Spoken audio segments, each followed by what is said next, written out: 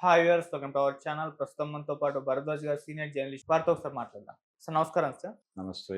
Sir 'Chhaava' cinema హిందీలో release అయ్యి black buster hit అవ్వడం, అక్కడ 500 క్రోర్స్ క్లబ్‌లో కూడా చేరినట్టుగా వార్తలైతే వినిపిస్తూ ఉన్నాయి సార్. అయితే ఈ సినిమాని అన్ని భాషల్లో రిలీజ్ చేయాలని చెప్పేసి ఎక్కువగా డిమాండ్స్ వినిపించాయి. ముఖ్యంగా తెలుగు నుంచి కూడా తెలుగులో వస్తే బావుంటుంది అని చెప్పేసి కూడా చాలా డిమాండ్ వినిపించేసరికి ఇక్కడ గీతా ఆర్ట్స్ వాళ్ళు తీసుకొని దాన్ని తెలుగు డబ్ చేసి మరి రిలీజ్ చేస్తున్నారు. రేపే రిలీజ్‌కు సిద్ధంగా ఉంది సార్. అయితే ఈ నేపథ్యంలో ఒక ఇన్సిడెంట్ జరిగింది.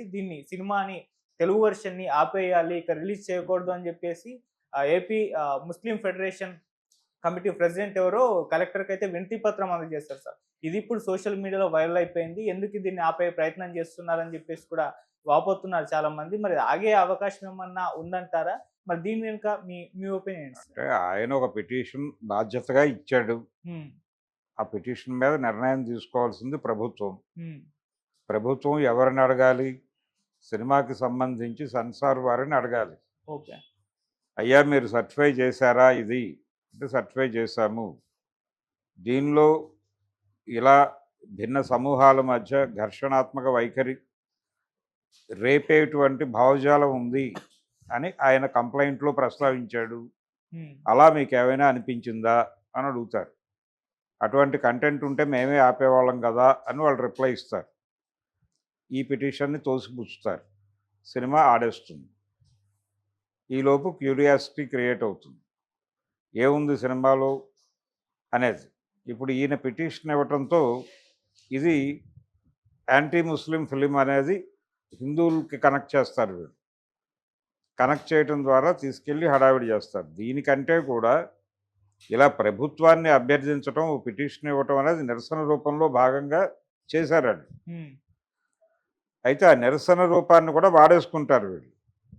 కాబట్టి ఇప్పుడు జరగాల్సిందేంటి? సమాజంలో ఒక నిరంతరమైనటువంటి ఒక డిస్కషన్ జరగాలి. ఇది సోషల్ మీడియా వేదికగా జరగటము అలా కాదు. ప్రజల్లో ప్రజా సంఘాలు ఇమ్మీడియట్‌గా ప్రజల్ని సమీకరించి ఈ జరుగుతున్నటువంటి వ్యవహారాలు పర్టిక్యులర్‌గా ఒక సమూహాన్ని టార్గెట్ చేసి జరుగుతున్నటువంటి ప్రచారాలకు సంబంధించి వాస్తవ విషయాలేమిటి అనేది ఒక యాంగిల్ చెప్పడం మొదలుపెట్టాలి. ఈ చెప్పటం మానేసి పిటిషన్లు ఇస్తే పనులవు. పిటిషన్లు ఇస్తే ప్రభుత్వాలేవో సానుకూలంగా నిర్ణయాలు తీసుకుంటాయి అనుకోవడానికి అవకాశం లేదు. ఎందుకంటే ఈ సినిమానే ప్రాపగాండా సినిమా అది. ఈ దేశంలో మైనారిటీల నుంచి మెజారిటీ మతానికి ప్రమాదం పొంచి ఉంది అని ప్రమోట్ చేయటం వాళ్ళ ఉద్దేశం. ఆ సినిమా ఉద్దేశమే అది. ఆయన మీద 100 రకాల కథనాలు వచ్చున్నాయి ఆల్రెడీ. సంభాజీ మీద, హ్మ్. శివాజీ మహారాజు మీద కూడా రకరకాల కథనాలు ఉన్నాయి. కథనాలు కాదు, పరిశోధించి రాసినటువంటి వ్యాసాలు, గ్రంథాలు కూడా ఉన్నాయి అవైలబుల్గానే. వక్రీకరణలు ఎక్కడ జరిగినాయి? ఎందుకు ఓన్ చేసుకున్నారు? ఆయన్ని ఓన్ చేసుకోవడం వెనకాల ఉన్నటువంటి ప్రయోజనం ఏమిటి? ఆయన వీళ్ళ దగ్గర నుంచి లాభం పొందాడా? నష్టపోయాడా? అనేది కూడా నిర్ధారిస్తూ కథనాలు ఉన్నాయి. హ్మ్. శివాజీ వీళ్ళు చెప్తున్నంత సెక్టేరియన్ కాదు, బయటకు ఆయన ప్రొజెక్ట్ అవుతున్నంత సెక్టేరియన్ కాదు అని చాలా స్పష్టంగా గ్రంథాలు ఉన్నాయి. ఓకే. ఇది ఇది చదివి ప్రపంచానికి చెప్పడం అనేది ఒక నిరంతర ప్రక్రియగా జరగాలి. హ్మ్. శివాజీని వాళ్ళ చేతుల్లో నుంచి విముక్తుని చేయడానికి ఏం చేయాలనేది ఆలోచించాలి. జై భవానీ వీర శివాజీ అని అనేసరికి శివాజీ అనే పేరు వినిపించగానే అయ్యయ్యో ఇది మంది కాదు అనేటువంటి ఒక వాతావరణాన్ని సక్సెస్ఫుల్గా క్రియేట్ చేయగలిగారు వాళ్ళు. ఆ క్రియేషన్ని బద్దలు కొట్టాలి. ఆ క్రియేషన్ని బద్దలు కొట్టి హిందుత్వ అంటే ఏమిటి అనేది హిందూ సమాజానికి కూడా అర్థం చేయించాలి. హ్మ్.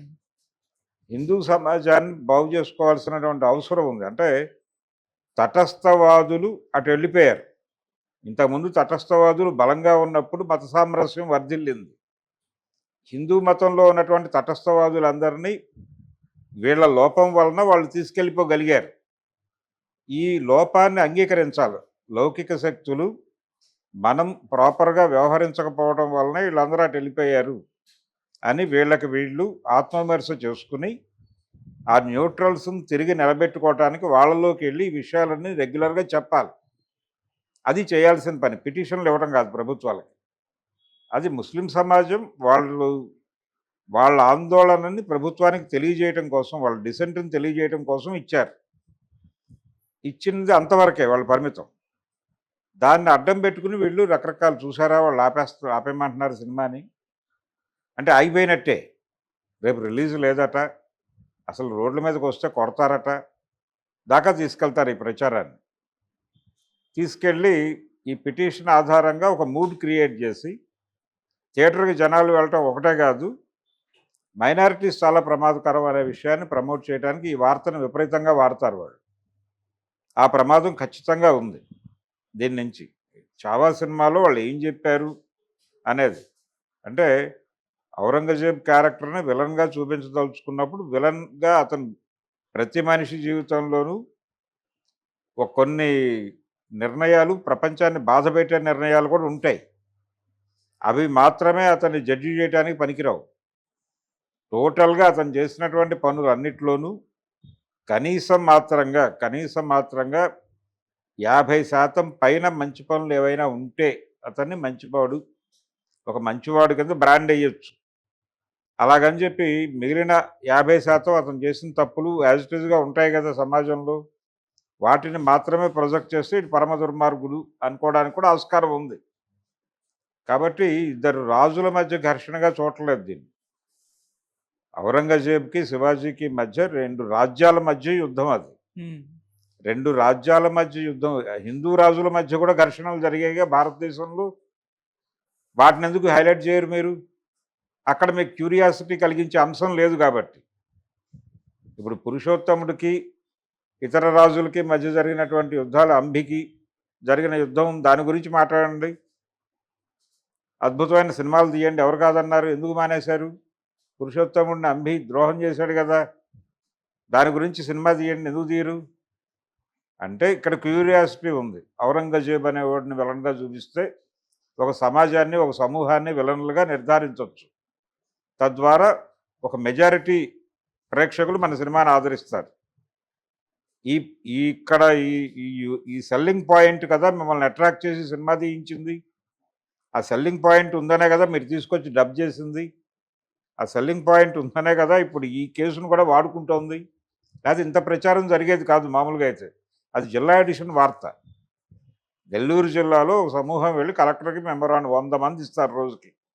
వాటన్నిటిని మీరు మెయిన్ స్ట్రీమ్ మీడియాలో పెట్టి ఇలా ప్రపంచం ముందు పెడుతున్నారా? నిన్న వాళ్ళు ఇచ్చిన సమయంలో ఎంతమంది ఇచ్చుంటారు పిటిషన్లు, ఎన్ని అంశాల మీద ఇచ్చుంటారు? వాటన్నిటికీ రానటువంటి ప్రాధాన్యత దీనికే ఎందుకు కల్పిస్తున్నారు? అంటే మీరు ఏం చెప్పదలుచుకున్నారు దీన్ని ప్రచారం చేయటం ద్వారా? చూసారా, వాళ్ళు సినిమాని ఆపేయమంటున్నారు సార్. ఇంకేంటండి, ఎప్పుడో కాదు ఇప్పుడున్నారు ఔరంగజేబులు అంటారు. అనడానికి అవకాశం ఉంది కదా, ఆల్రెడీ ప్రవచనాలు మొదలైపోయినాయి.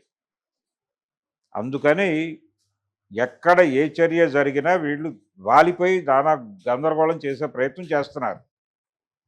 వీళ్ళు ఎట్టి పరిస్థితుల్లోనూ ఔరంగజేబుని విలన్గా మాత్రమే చూస్తారు తప్ప అతని జీవితంలో ఎన్ని మంచి పనులు చేశాడు. గుళ్ళు కట్టించాడు అతను. ఆ కట్టించిన గుళ్ళ ప్రస్తావన కూడా ఎవరూ చేయరు. కొన్ని సందర్భాలలో వాళ్ళు చేసినటువంటి కొన్ని నిర్ణయాల వలన కొంతమంది ఇబ్బంది పడి ఉండొచ్చు. ఆ జిజియా పన్ను ఇలాంటివి చూపిస్తారు.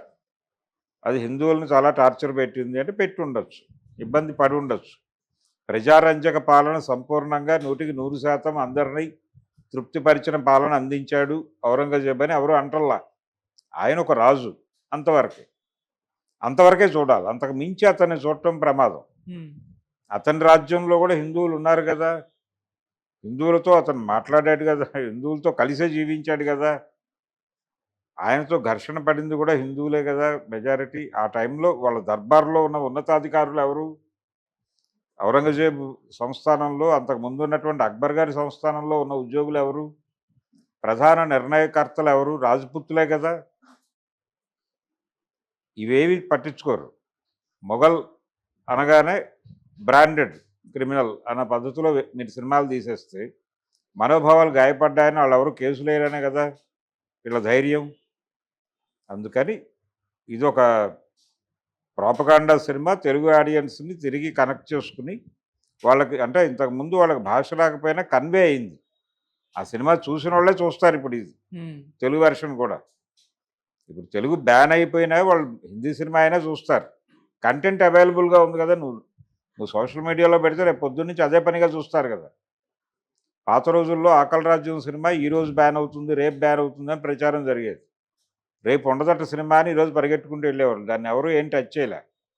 అది 100 రోజులు జరుపుకుంది ఈ పుకార్ల మీదే. రోజు కలెక్షన్సే. రేపు బ్యాన్ అయిపోతుందట అనేదే ఆ రోజున ఆ సినిమాకి నడిపించింది అందరిని. ఇలా ఈ బ్యాన్ టాక్ మీద హిట్లు అయిపోయిన సినిమాలు ఉన్నాయి కొన్ని. ఓకే.